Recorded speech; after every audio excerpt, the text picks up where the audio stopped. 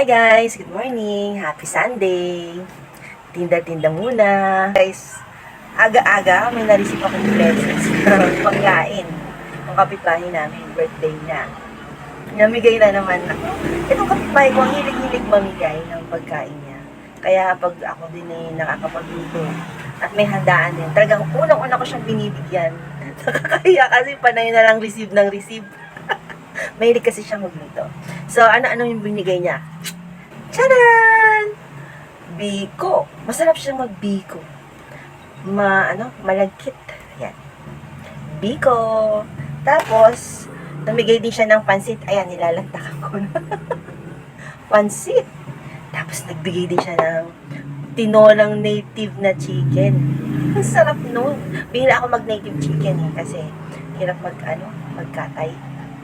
At saka, meron din siyang binigay na salad. O, diba? Solve na solve na ang almusal. Nagtitinda ka na, nag-aalmusal ka na. Yun lang. Sa nagbigay, maraming salamat. God bless you. Happy birthday.